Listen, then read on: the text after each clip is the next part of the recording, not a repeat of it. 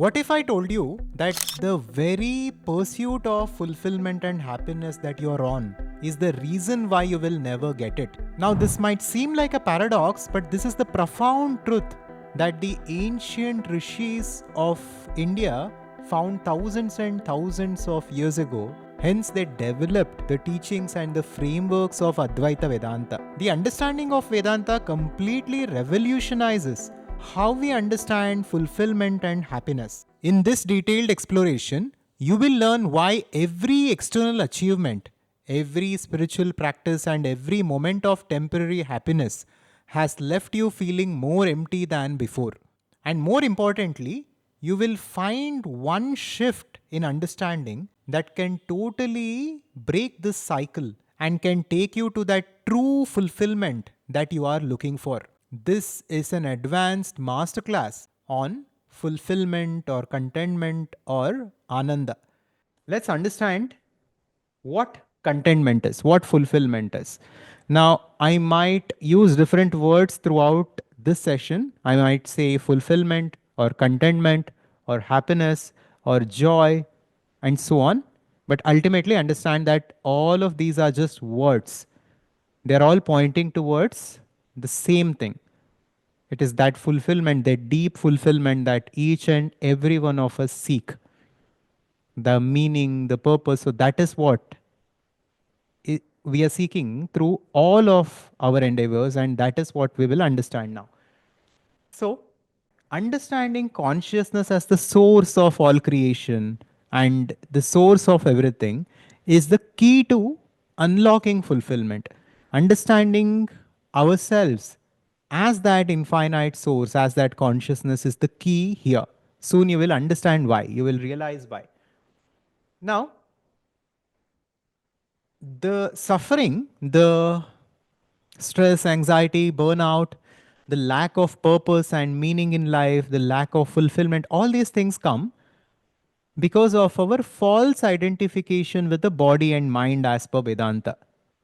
The ancient Vedanta clearly states all forms of negativity and suffering stem from our identification with our body and our mind. Our body is limited, our mind is limited. Now, because of this limited identification and the unlimited desires, we are in an eternal struggle and we experience stress and anxiety. If we simply move away from this false identification and recognize ourselves for who we are as that infinite spirit, as that infinite consciousness, then naturally we are happy and fulfilled. Because if we are truly infinite, right, if we do not have any boundaries whatsoever, then how can we ever be in stress and anxiety? How can we ever go through, pain and suffering if we see ourselves and experience ourselves as the infinite? Now, to get to that absolute state of recognition might take some time and might take some level of evolution for many of us. But just this understanding alone, just this intellectual, even superficial understanding alone can get rid of a lot of surface level stress and anxiety. Just recognizing ourselves as something beyond the body and mind is the beginning of us discovering that deep, infinite fulfillment. Now, with this regard, one of the most famous books in Vedanta when it comes to happiness and fulfillment is called Ashtavakra Gita. Right? This translation of this is called The Heart of Awareness, which is a wonderful, wonderful book.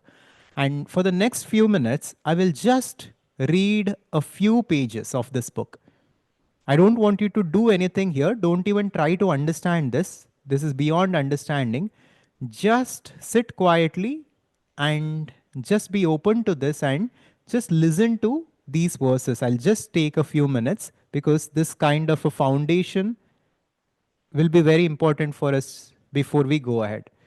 So let's begin with the 12th chapter of Ashtavakra Gita, that is titled Fulfillment.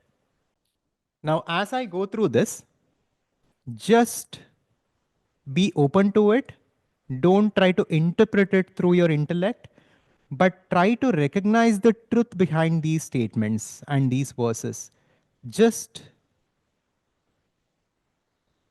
be aware of them and try to see that resonance within you with these verses and statements. And if you wish to do it more effectively, you can also close your eyes and just listen to this, because when our eyes are open, there might be certain distractions. You can also close your eyes if you wish to. So let's begin. First, I gave up action, then idle words, and lastly, thought itself. Now I am here, ridding my mind of distraction, single pointed. I shut out sound and all the senses, and I am here. Meditation is needed only when the mind is distracted by false imagining. Knowing this, I am here. Without joy or sorrow, grasping nothing, spurning nothing, O Master, I am here. What do I care if I observe or neglect the four stages of life? Meditation, controlling the mind, these are mere distractions. Now I am here. Doing or not doing, both come from not knowing. Knowing this fully, I am here. Thinking of what is beyond thinking is still thinking. I gave up thinking and I am here. Whoever fulfills this fulfills his own nature and is indeed fulfilled. Even if you have nothing, it is hard to find that contentment which comes from renunciation. So I accept nothing, I reject nothing, and I am happy. The body trembles, the tongue falters, the mind is weary. Forsaking them all, I pursue my purpose happily.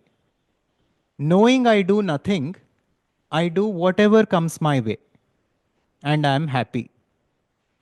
Bound to his body, the seeker insists on striving or on sitting still. But I no longer suppose the body is mine or is not mine, and I am happy. Sleeping, sitting, walking, nothing good or bad befalls me. I sleep, I sit, I walk, and I am happy. Struggling or at rest, nothing is won or lost.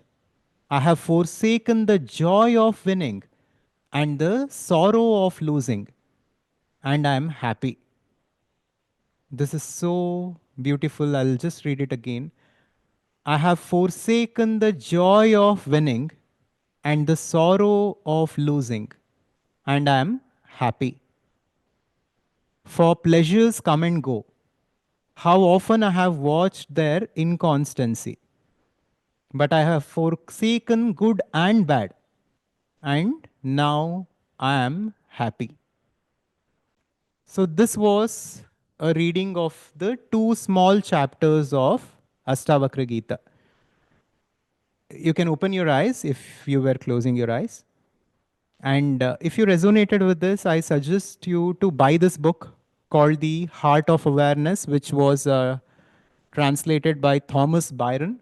It's a wonderful book. Whenever you feel a little stress, especially if you resonate with Vedanta, this book is not for everyone, because some of the concepts, it doesn't make sense at all, because it is all beyond intellect. This is the highest of the highest truth. This is just for us to read and contemplate and just be in that state, not to process it with the mind. So if you resonate with it, once a while you can go through few pages and just feel that sense of contentment and happiness that the book speaks of. Now with that, let's get into the science of happiness. Let's understand how to crack the code and make it a possibility in our lives.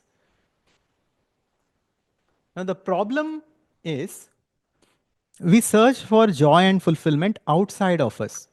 So, Vedanta says, how can you find something in a place in which it doesn't exist? Right?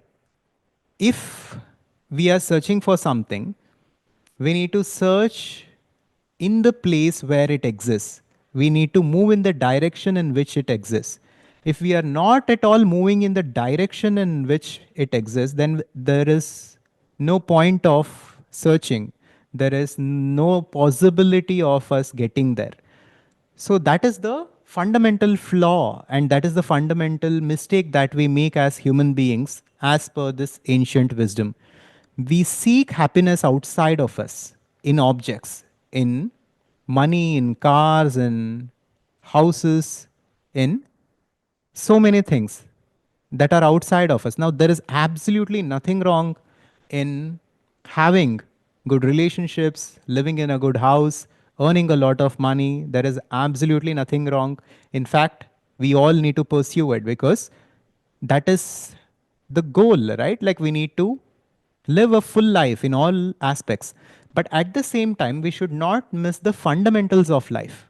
We should not we should not blindly believe that that external thing is going to make us truly happy, because the source of happiness is somewhere else, and that place is within. Now, there is a constant sense of wanting in human beings.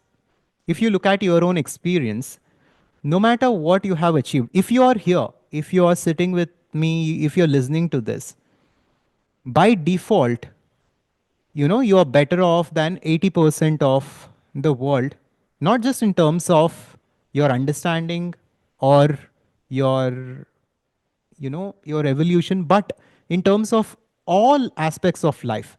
Most people in the world do not have access to internet itself. Most people do not have food to eat. Most people are illiterate. They cannot even read and understand certain concepts. These scriptures and this wisdom that we are speaking of, if we are not even literate enough to read them and understand them, then there is no chance of us getting to the end goal of life, the ultimate goal of life. So there is a huge segment of society which is cut off from everything, who who are simply focused towards survival, who are simply striving for survival. Now, when we look at ourselves, we never think like this. The mind simply is in a constant sense of wanting. No matter what we have achieved, we still want more. Now, that sense of wanting comes from a sense of ignorance that is called avidya in Vedanta. We are ignorant of our nature, and we are ignorant of the source of happiness. So instead of going within, we are searching for it outside. And no matter how much we search, we will not get it in the outside because it is not there. That is why we see these billionaires and celebrities who have achieved all forms of success, name, fame, money, and more. They are in depression, many of them, and some of them even commit suicide even after achieving extreme levels of success. So this clearly means that the external reality, the external world cannot give us what we are looking for. So this is the false idea of fulfillment that we carry. Now, what is the right idea of fulfillment and what is the right approach? The importance of going within and discovering our true nature, right? That is the right direction that we must pursue as per Vedanta. And like I mentioned, the world is not designed to give you fulfillment. The world is simply an effect of a cause, and world is not designed for us to give us that deep sense of joy, fulfillment, and contentment. Here you must remember and thoroughly, mug up this simple formula. I will read it twice or thrice so that we are very clear here, because repetition is very, very key when it comes to understanding these things, especially for the mind. So, there are two simple statements which, if you can just comprehend fully, if you can just understand it fully, it can change everything for you, right? The first statement is, our state of being is inversely proportional to our attachment to the external reality. Very simple, but unless we understand it and live it, it doesn't mean anything. Our state of being is inversely proportional to our attachment to the external world.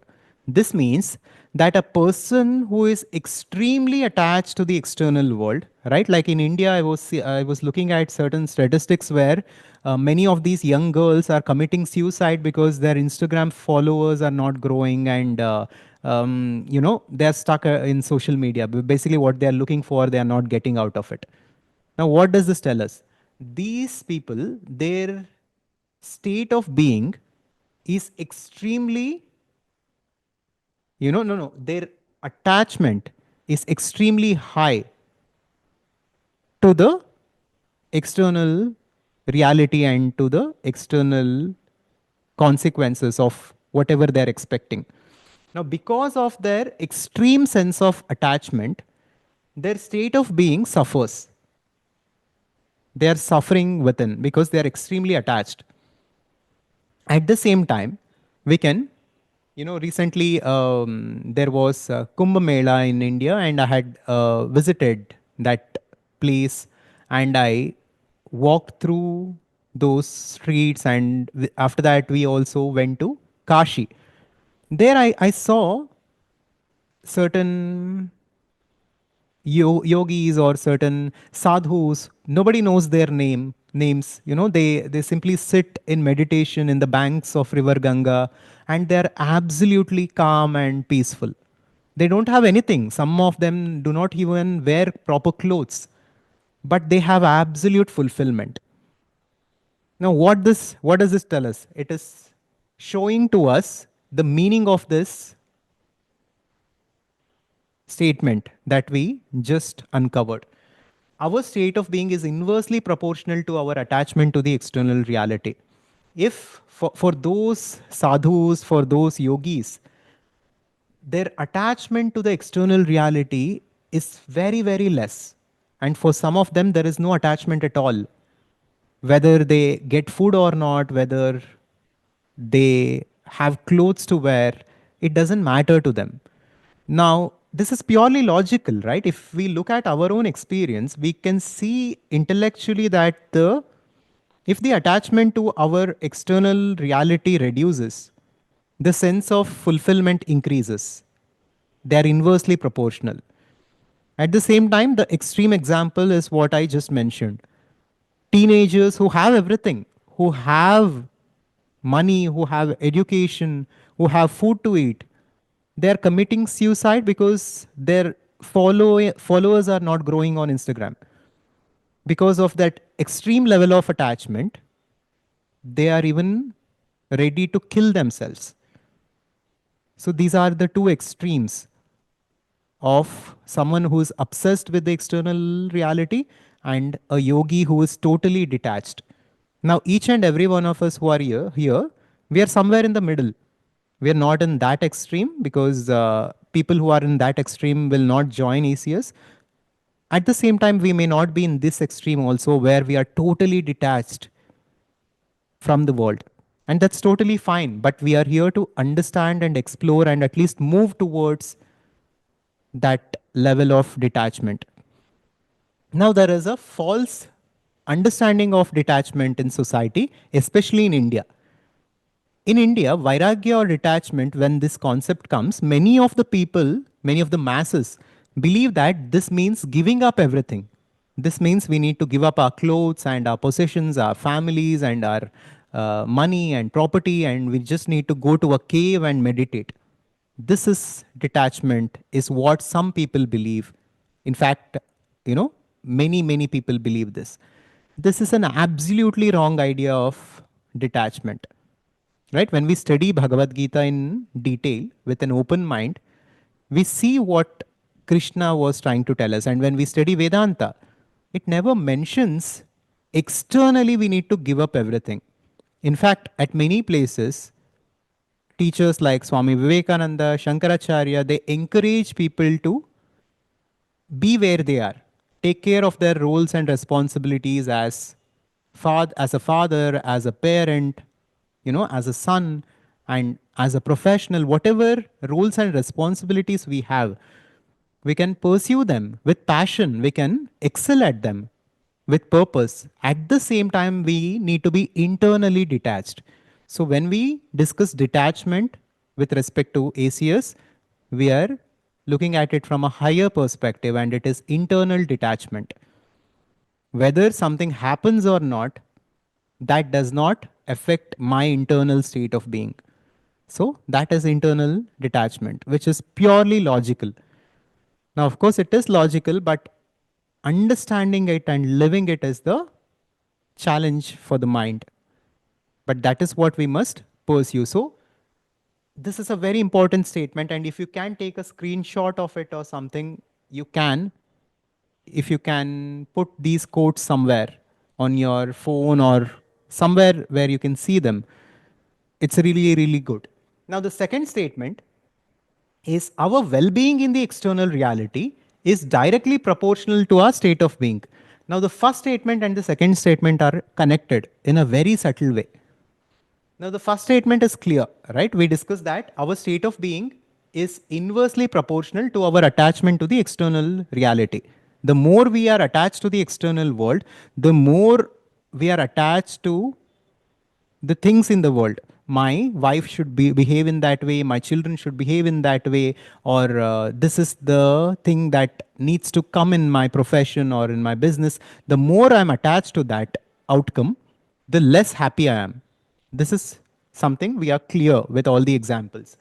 Now, the second statement is our well being in the external reality is directly proportional to our state of being, which means now, whatever you're experiencing in the external reality, in terms of your wealth, which is your financial status, in terms of your health, how good are you in terms of your physical being and your physical health, and in terms of your relationships, how good your relationships are, and in terms of your inner peace, the sense of peace and joy that you're experiencing in the external world, and that sense of purpose and that sense of spiritual grounding.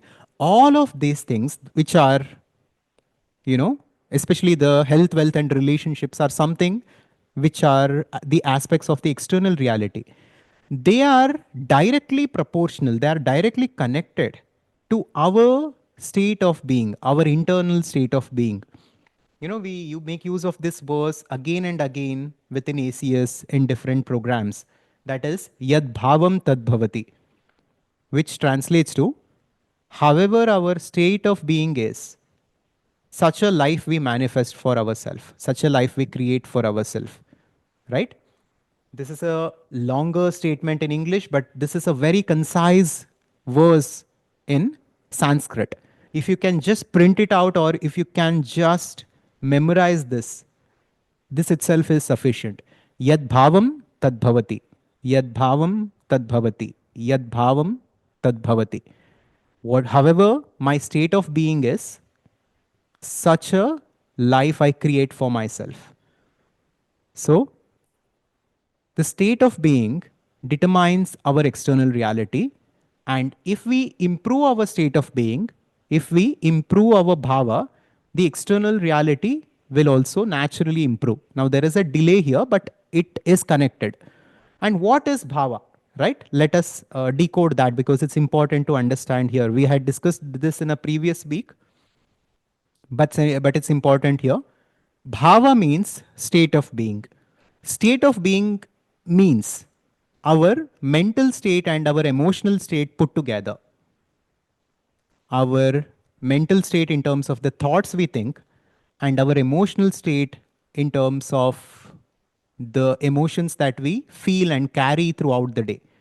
These things put together becomes our state of being, which is called bhava in Sanskrit. And like the verse says, yad bhavam tad bhavati. That bhava is determining your life.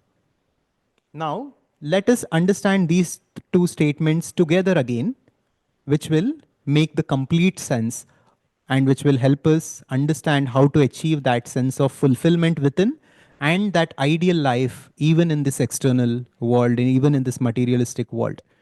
So, number one, our state of being is inversely proportional to our attachment to the external reality. So, the more we can be detached from the outcomes of our action, from the things which is in the external world, the more happy we can be.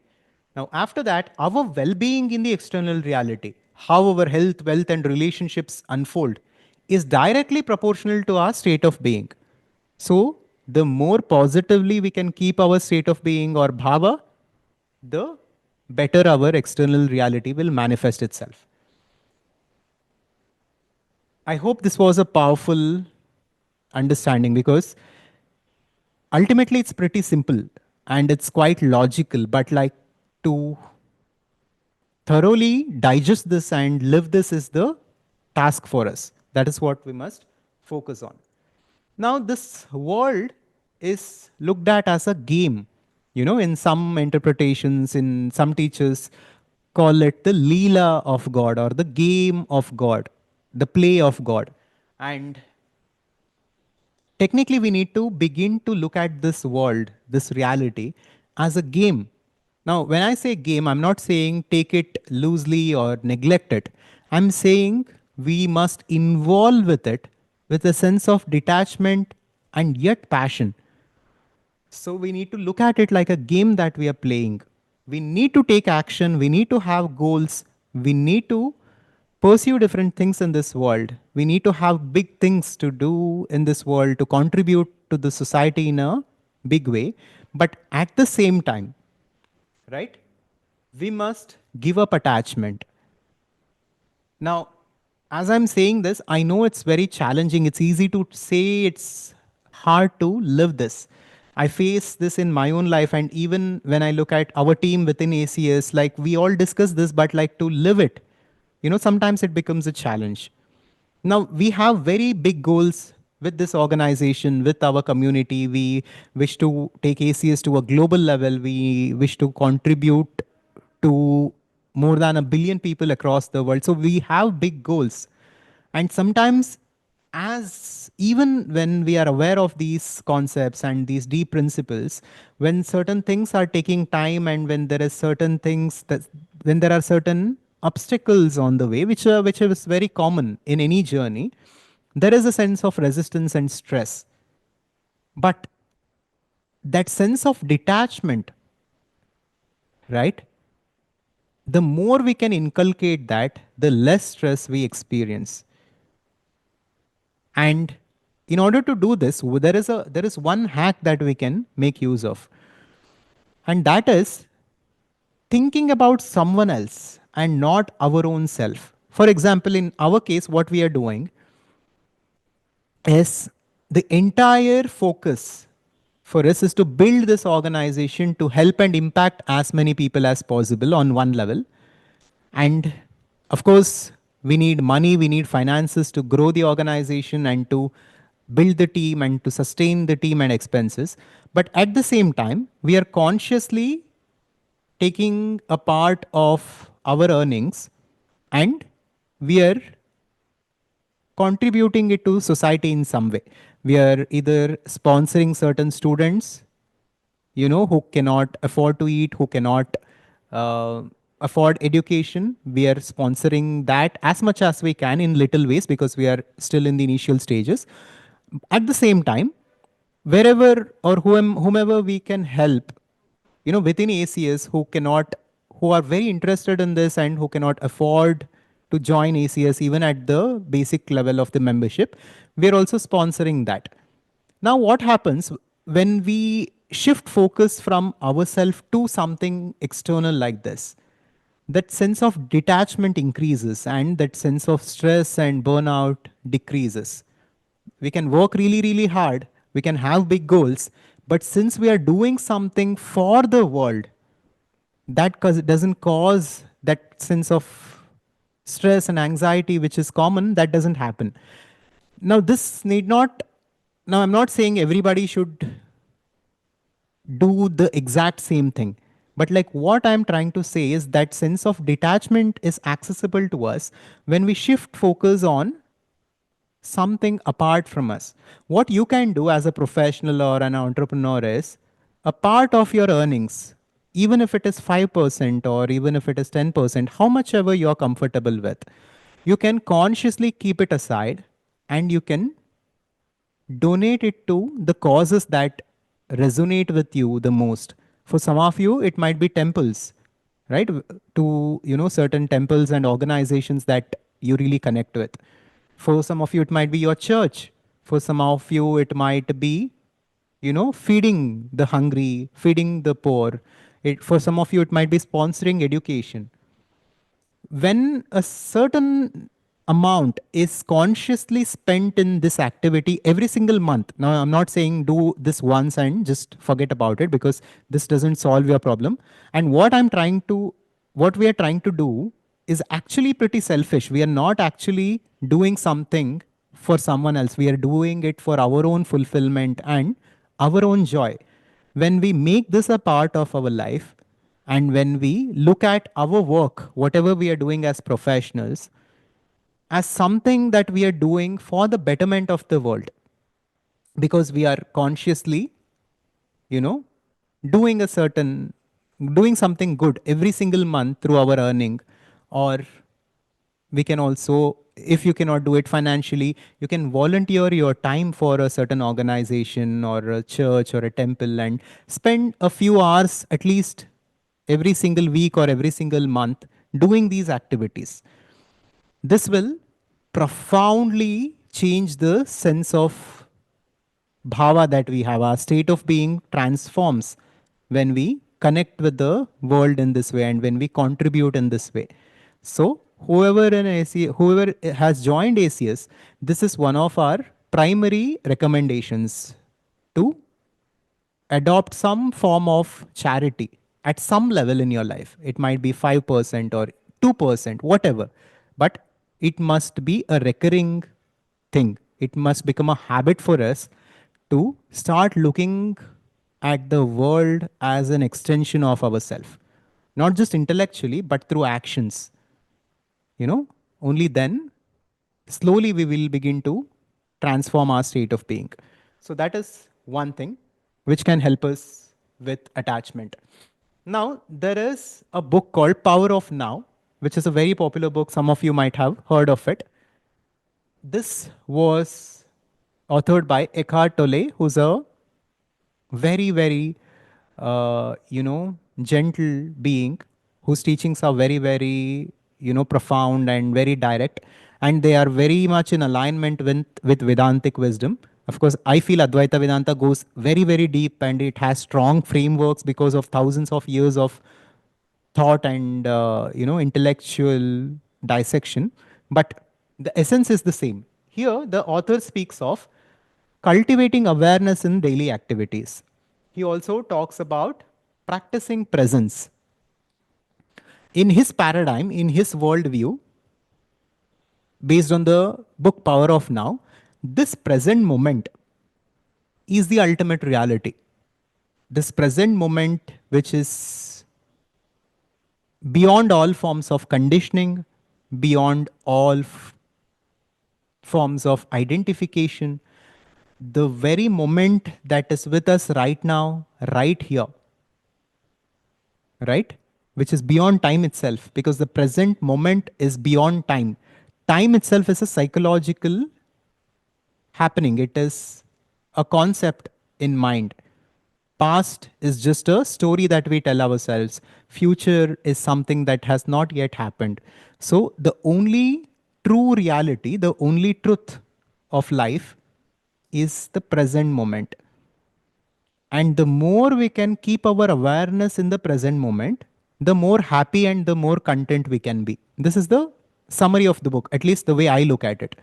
So, when we allow the mind and our awareness to worry about the future or suffer because of the past, then there is psychological suffering, there is stress, anxiety, and so on.